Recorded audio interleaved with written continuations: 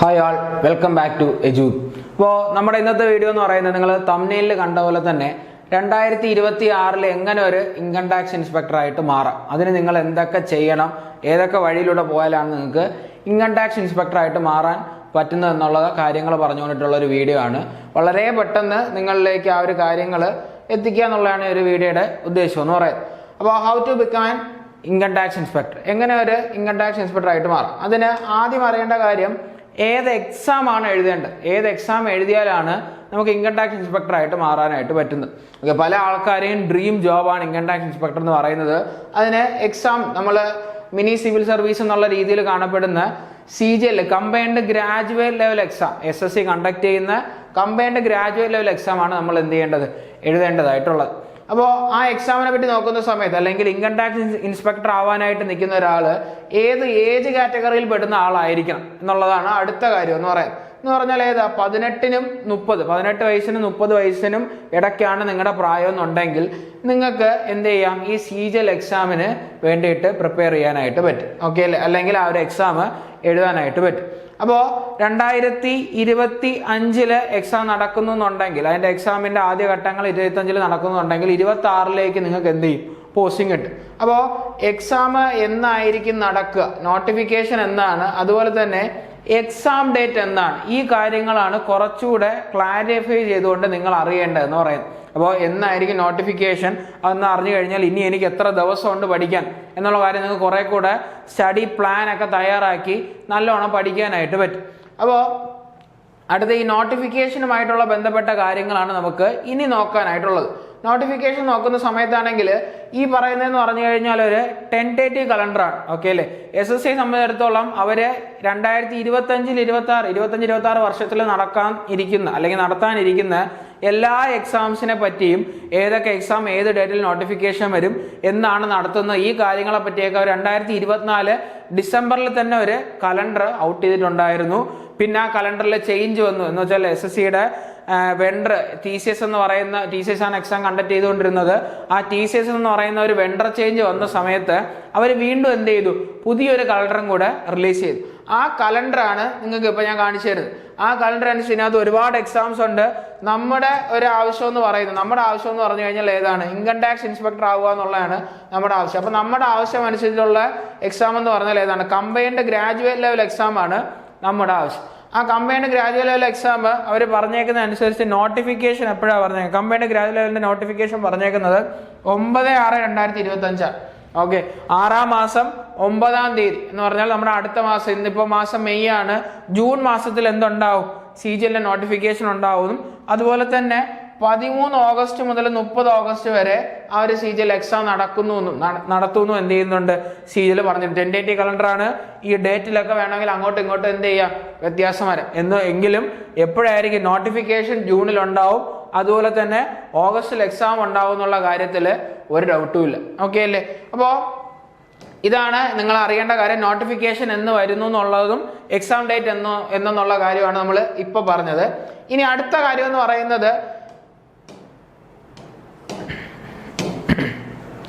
ഈ ഒരു എക്സാം നമ്മൾ ഇൻകം ടാക്സ് ഇൻസ്പെക്ടർ ആവുന്ന സമയത്ത് ഇൻകം ടാക്സ് ഇൻസ്പെക്ടറിന്റെ പേ സ്കെയിൽ എന്താണ്, എവിടെയാണ് പേ സ്കെയിൽ നിൽക്കുന്നത് എന്നുള്ളതാണ് അടുത്ത് അറിയാനുള്ളത്. അത് നിങ്ങൾ ഇവിടെ നോക്കിയാൽ കാണാം, പേ ലെവൽ 7. ഓക്കെ, പേ ലെവൽ 7 ഇൻകം ടാക്സ് ഇൻസ്പെക്ടർ വരുന്നത്. നോക്കിയാൽ 44,900 മുതൽ 1,42,400 ഇടയ്ക്കാണ് ശമ്പളം എന്തിനു പറഞ്ഞിട്ടുള്ളത്, പേ ലെവൽ 7 പറഞ്ഞിട്ടുള്ളത്. ഈ പറയുന്ന പേ ലെവൽ 7 നമ്മൾ പറഞ്ഞ ഇൻസ്പെക്ടർ ഓഫ് ഇൻകം ടാക്സ് വരുന്നത്, CBDTയുടെ കീഴിൽ, CBDT ഡിപ്പാർട്ട്മെന്റിന്റെ കീഴിൽ ഈ ഇൻസ്പെക്ടർ ഓഫ് ഇൻകം ടാക്സ് വരുന്നത് ഏതിന്റെ കീഴിലാണ്, ഈ പറഞ്ഞ പേ ലെവൽ 7 കീഴിലാണ് ഇൻകം ടാക്സ് വരുന്നത്. അതോടൊപ്പം നോക്കാനുള്ളത്, ഇതൊരു ഗ്രൂപ്പ് C പോസ്റ്റ് ആണ്. നേരത്തെ പറഞ്ഞ പോലെ തന്നെ ഏജ് ലിമിറ്റ് എന്ന് പറഞ്ഞാൽ 18 മുതൽ 30 വയസ്സാണ് എന്തെന്ന് പറയുന്നത്, ഏജ് ലിമിറ്റ് എന്ന് പറയുന്നത്. അതിനോടൊപ്പം ഇനി അറിയാനുള്ള കാര്യം, ഏജിന്റെ റിലാക്സേഷൻ. നിങ്ങളിപ്പോ ഒരു OBC കാൻഡിഡേറ്റോ അല്ലെങ്കിൽ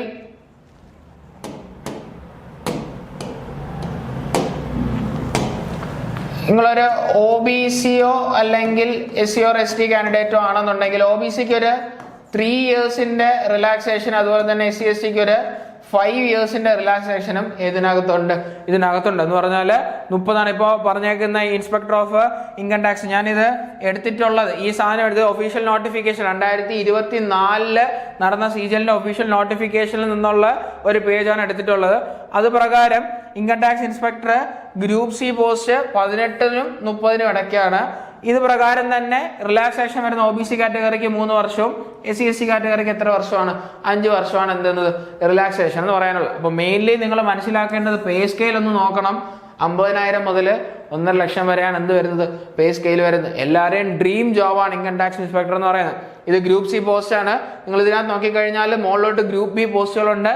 അതിനെപ്പറ്റി നമ്മൾ അടുത്ത മറ്റൊരു വീഡിയോ ചെയ്യുന്നുണ്ട്. അതിനെപ്പറ്റി വിശദമായിട്ട് അതിൻ്റെ കാര്യങ്ങൾ പറഞ്ഞുകൊണ്ട് മറ്റൊരു വീഡിയോ നമ്മൾ ചെയ്യുന്നുണ്ട്. അപ്പോൾ അതിനെപ്പറ്റി സംസാരിക്കുക. ഇപ്പം നിങ്ങൾ നോക്കേണ്ടത് ഇൻകം ടാക്സ് ഇൻസ്പെക്ടർ ആവാൻ എന്ത് ചെയ്യണം, അല്ലെങ്കിൽ ഇൻകം ടാക്സ് ഇൻസ്പെക്ടറിന്റെ പേ സ്കെയിൽ എന്താണ്, അതുപോലെ തന്നെ ഏജ് കാറ്റഗറി എന്താണ്, ഏത് പോസ്റ്റ് ഗ്രൂപ്പ് C പോസ്റ്റ് ആണോ ഗ്രൂപ്പ് B പോസ്റ്റ് ആണോ എന്നുള്ളതാണ് ഞാൻ ഈ ഒരു ഇതിനകത്ത് പറഞ്ഞിട്ടുള്ളത്. ഓക്കെ അല്ലേ?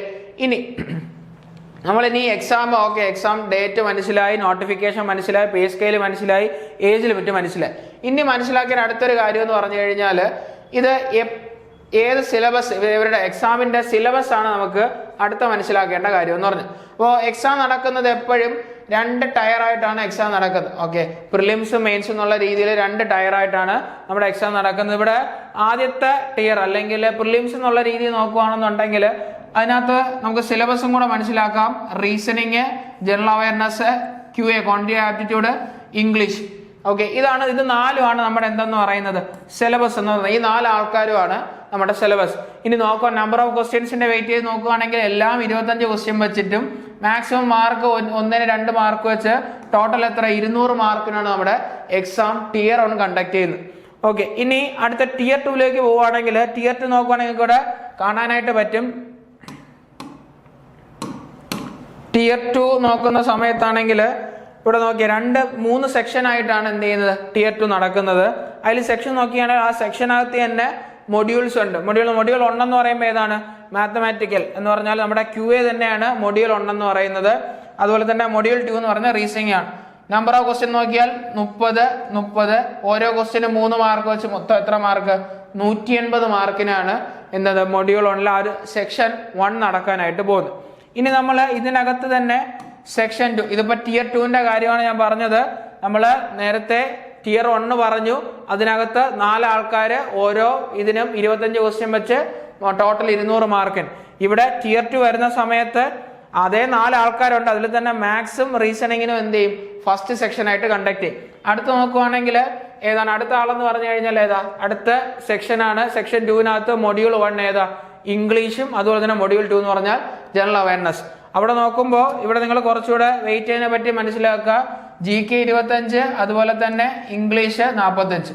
ഓരോ ക്വസ്റ്റിന് 3 മാർക്ക് വെച്ച് മൊത്തം എത്ര മാർക്കിന്?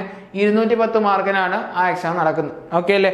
അടുത്ത് നോക്കുകയാണെന്നുണ്ടെങ്കിൽ ഏതാണ്? Computer knowledge, computer awareness. അത് 20 ക്വസ്റ്റിന് 1 ക്വസ്റ്റിന് 3 മാർക്ക് വെച്ച് 60 മാർക്കിനാണ് കമ്പ്യൂട്ടർ അവയർനെസ് നടക്കുന്നത്. അവിടെ നിങ്ങൾ നോക്കുന്ന സമയത്താണെങ്കിൽ ഈ കമ്പ്യൂട്ടർ എക്സാം എന്ന് പറഞ്ഞാൽ ജസ്റ്റ് എലിജിബിൾ ആണ്. നമ്മൾ എലിജിബിൾ ആയാൽ മാത്രം മതി. ഇത്ര കട്ട് ഓഫ് വേണമെന്നില്ല, ജസ്റ്റ് എലിജിബിൾ ആയാൽ മാത്രം മതി. ബാക്കിയുള്ളതാണ് നമ്മുടെ എന്ത് നിർണ്ണയിക്കാനായിട്ട് പോകുന്നത്? നമ്മുടെ റാങ്ക് ലിസ്റ്റ് നിർണ്ണയിക്കാനായിട്ട് പോകുന്നു. അപ്പോൾ നിങ്ങൾ അത്യാവശ്യം നന്നായിട്ട് പ്രിപ്പയർ ചെയ്ത് നല്ലൊരു അറ്റംപ്റ്റ് കൊടുക്കുകയും നല്ലൊരു റാങ്കിലേക്ക് എത്തുകയും ചെയ്യുകയാണെങ്കിൽ നിങ്ങൾക്ക് എന്ത് ചെയ്യാനായിട്ട് പറ്റും? നമ്മുടെ പോസ്റ്റ് പ്രിഫറൻസ് വയ്ക്കുമ്പം ഇൻകം ടാക്സ് ഇൻസ്പെക്ടർ ആദ്യം വയ്ക്കാനും ആ ഒരു പോസ്റ്റിലേക്ക് എത്തിച്ചേരാനും നമ്മളെ കൊണ്ട് പറ്റുന്നതായിരിക്കും. ഓക്കെ അല്ലേ? അപ്പോൾ ഇത്രയും കാര്യങ്ങളാണ് ഇൻകം ടാക്സ് ഇൻസ്പെക്ടർ ആവാനായിട്ട് നിങ്ങൾ ചെയ്യേണ്ട. ഏത് എക്സാമാണ്? സീജലാണ് എക്സാം. അതുപോലെ തന്നെ ഏജ് കാറ്റഗറി 18 മുതൽ 30 വരെയും, OBCക്ക് 3 വർഷത്തെ റിലാക്സേഷനും SC/STക്ക് 5 വർഷത്തെ റിലാക്സേഷനും ഉണ്ട്. അതുപോലെ തന്നെ പേ സ്കെയിൽ 7 ആണ്. 50,000-നും 1.5 ലക്ഷത്തിനും ഇടയ്ക്കാണ് എന്ത് വരുന്നത്? ശമ്പളം വരുന്നത്. അതുപോലെ തന്നെ എന്ത് പറഞ്ഞു? സിലബസിന്റെ കാര്യം പറഞ്ഞു. ഏതൊക്കെയാണ്? GK, മാത്സ്, റീസണിങ്, ഇംഗ്ലീഷ് ആണ് സിലബസ് വരുന്നത്. അടുത്ത 2 ടയർ ആയിട്ടാണ് എക്സാം നടക്കുന്നത്.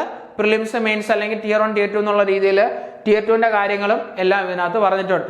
ഇത് കഴിഞ്ഞ് കഴിഞ്ഞാൽ നിങ്ങൾ ഇത് എക്സാം കഴിഞ്ഞ് ക്ലിയർ ചെയ്ത് നിങ്ങൾ ലിസ്റ്റിൽ വന്നു കഴിഞ്ഞാൽ പിന്നെ ഡോക്യുമെന്റ് വെരിഫിക്കേഷൻ, അത് കഴിഞ്ഞ് നിങ്ങളുടെ എന്തായിരിക്കും പോസ്റ്റിംഗ് കാര്യങ്ങൾ. അതിന് മുന്നേ പോസ്റ്റ് പ്രിഫറൻസ് വയ്ക്കാനായിട്ടൊക്കെ ഒരു വിൻഡോ ഓപ്പൺ ആവും SC സൈറ്റിൽ. അതൊക്കെ കഴിഞ്ഞിട്ടുള്ള കാര്യമാണ് പറയുന്നത്.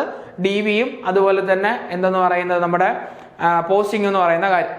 ഇനി നിങ്ങൾ നോക്കുവാണെങ്കിൽ ഞങ്ങളുടെ എജുബിയിൽ നിന്ന് നമ്മൾ എന്ത് ചെയ്യുന്നുണ്ട്, SSC CGL അച്ചീവർ ബാച്ച് എന്ന് പറഞ്ഞൊരു ബാച്ച് സ്റ്റാർട്ട് ആവുന്നുണ്ട്. ഡേറ്റ് നിങ്ങളൊന്ന് നോക്കി വെക്കുക. ഡേറ്റ് എന്ന് പറഞ്ഞാൽ എന്താണ്, ജൂൺ 11 എന്തെന്ന് പറയുന്നത് ഡേറ്റ് എന്ന് പറയുന്നത്. ഓക്കെ അല്ലേ? അപ്പോൾ ഈ ഒരു ബാച്ചിലേക്ക് നമ്മൾ ലിമിറ്റഡ് സീറ്റ് ഇട്ടായിട്ടാണ് എന്ത് ചെയ്യുന്ന ബാച്ച് സ്റ്റാർട്ട് ആക്കാനായിട്ട് പോകുന്നത്. ബാച്ചിലേക്ക് ജോയിൻ ആവാനായിട്ട് നിങ്ങൾ എന്ത് ചെയ്യുക, ഡിസ്ക്രിപ്ഷനിൽ നമ്പർ കൊടുത്തിട്ടുണ്ട്. ഇതിനകത്ത് നമ്പറുണ്ട്. അതുപോലെ തന്നെ ഡിസ്ക്രിപ്ഷനിലെ നമ്പരും ഡിസ്ക്രിപ്ഷനിലെ ടെലഗ്രാം ചാനലിലെ ലിങ്കും ഉണ്ട്. നിങ്ങൾ ആ ടെലഗ്രാം ചാനലിനകത്ത് ജോയിൻ ചെയ്ത് കഴിഞ്ഞാൽ എക്സാംസിനെ പറ്റിയുള്ള ഫർദർ അപ്ഡേറ്റ്സും അറിയാനായിട്ട് പറ്റും. നമ്പറിൽ വിളിച്ചു കഴിഞ്ഞാൽ ബാച്ചിൽ ജോയിൻ ചെയ്യാൻ വേണ്ടിയിട്ടുള്ള ബാക്കി ഡീറ്റെയിൽസ് എല്ലാം നിങ്ങൾക്ക് അറിയാനായിട്ട് പറ്റുന്നതായിരിക്കും. ഓക്കെ അല്ലേ? അപ്പോൾ ഇത്രയും കാര്യങ്ങളാണ് എനിക്ക് നിങ്ങളുടെ അടുത്ത് CGL പറ്റി പറയാനായിട്ടുള്ളത്. നമ്മുടെ മുമ്പിൽ ഒട്ടും സമയമില്ല. ജസ്റ്റ് എന്ത് ചെയ്യുക, നിങ്ങൾ എത്രയും പെട്ടെന്ന് ക്ലാസ്സുകളിലേക്ക് ജോയിൻ ആവുക. അതുപോലെ തന്നെ എന്ത് ചെയ്യുക, പഠിച്ചു തുടങ്ങിയാലേ നമുക്ക് എന്ത് ചെയ്യാനായിട്ട് പറ്റത്തുള്ളൂ, ആ ഒരു ഡ്രീം പോസ്റ്റ് എന്നുള്ള കാര്യം ക്ലിയർ ചെയ്യാനായിട്ട് പറ്റത്തുള്ളൂ. ഓക്കെ അല്ലേ?